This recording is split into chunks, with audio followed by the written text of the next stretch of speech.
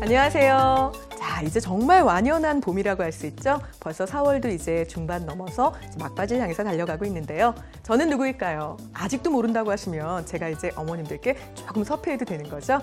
자, 저는 CJ 옷쇼핑의 교육 칼럼을 통해서 여러분과 만나고 교육 정보를 함께 알아보는 사회탐구 강사 반주원입니다.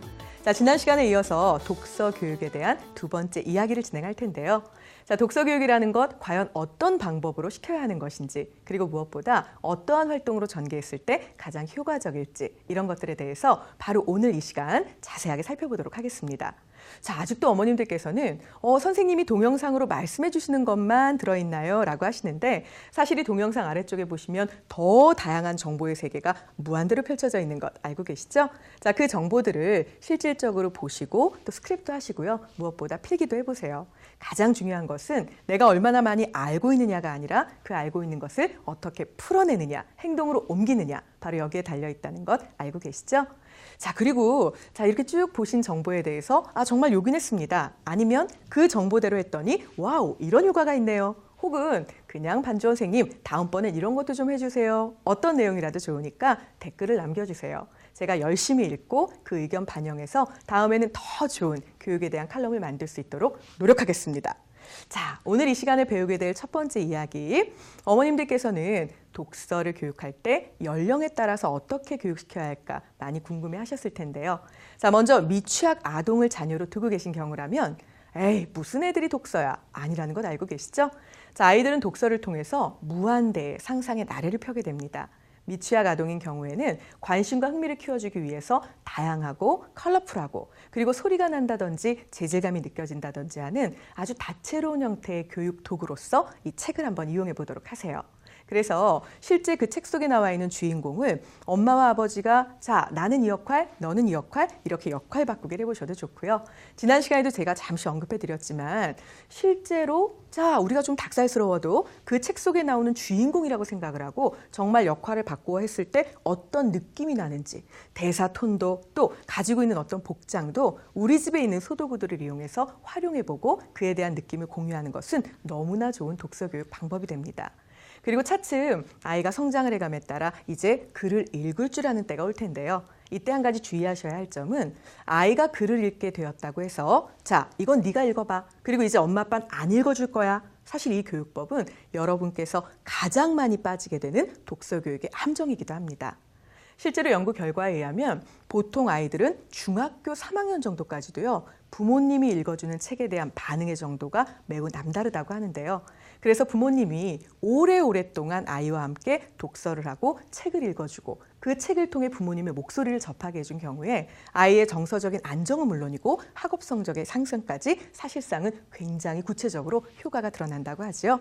그래서 아이가 글을 읽게 되었다 하더라도 무조건 아이에게 미루어 두기보다는 대사를 바꾸어가며 읽는다든지 혹은 잠자기 전에 읽는 독서는 부모님과 함께하고 실질적으로 낮 시간에 이루어지는 독서는 아이가 스스로 하게끔 하되 그 아이가 읽은 책에 대해서 거기 이런 내용이 있던데 넌 어떻게 생각하니? 라는 식의 방식으로 아이의 독서가 정확하게 글의 내용을 인지하는 쪽으로 이루어지고 있는지 끊임없이 확인하셔야 합니다.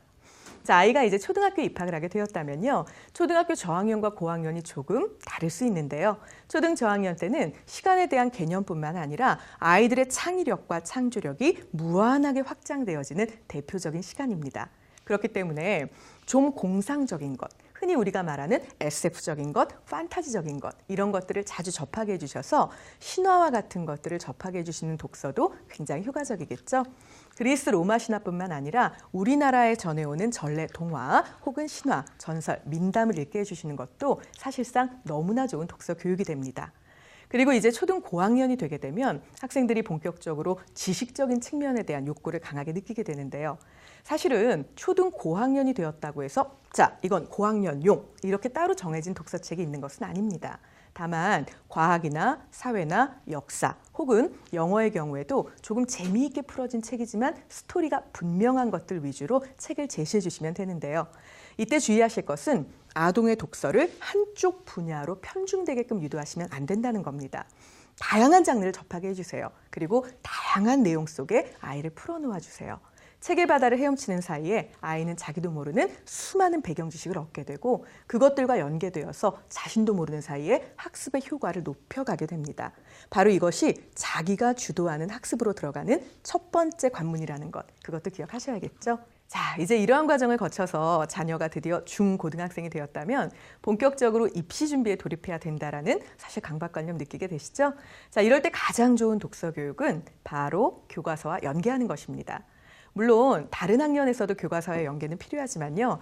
특히 중고등학생이 되면 다음 학기에 공부하게 되는 국어책 속에 나와 있는 문학작품, 바로 이것들을 그 학기 이전에 있는 방학 때 미리미리 선별해서 읽도록 지도를 해주세요. 자, 이러면 자녀는 교과서 속의 작품들을 이미 모두 섭렵한 상태에서 진학을 하게 될 거고요. 생각을 하고 사고를 할 수 있는 시간도 그만큼 많아졌기 때문에 국어뿐만이 아니라 논술, 더 나아가서는 말하고 쓰고 읽고 토론하는 것까지 훨씬 더 향상된 효과를 거두실 수 있을 겁니다. 자, 그리고 이제 독서지도 훈련 방법에 대해서 간단히 살펴볼 텐데요. 엄밀히 말하면 독서를 지도하는 훈련 방법은 이미 앞서 제가 말씀드린 연령별 독서 교육법에 다 나와 있는 이야기겠죠. 자, 예컨대 듣는다라고 하면 특히 어머님들께서는 5세까지 아이들의 청각적인 부분이 굉장히 예민하게 작용한다는 사실을 꼭 기억을 해주세요. 그래서 제가 말씀드린 것처럼 잠들기 전에 부모님의 목소리를 통해서 실제 아이들과 독서를 통한 교육을 하거나 책을 읽어주는 부분 굉장히 효과적이라는 것 기억나시죠? 바로 그 방법을 쓰시면 되고요.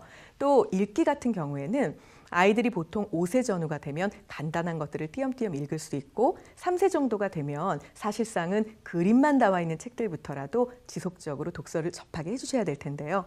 자, 아이가 글을 빨리 읽지 못한다라고 해서 윽박 지르시기보다는 실제 읽을 수 있는 연령대가 되어서 충분히 자신이 원하는 책을 읽을 수 있도록 조르거나 보채거나 윽박 지르지 않고 충분하게 아이를 자유롭게 풀어놓아 주시는 것도 방법이 됩니다.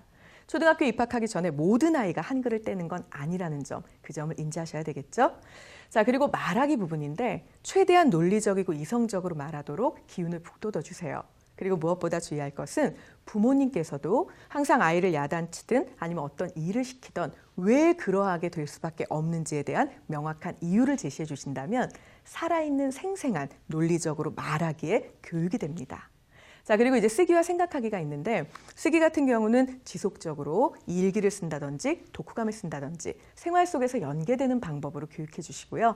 아이들이 초등학교를 졸업하기 전까지는 장문의 글을 쓰기는 어렵다라는 것도 염두에 두시면 되겠죠.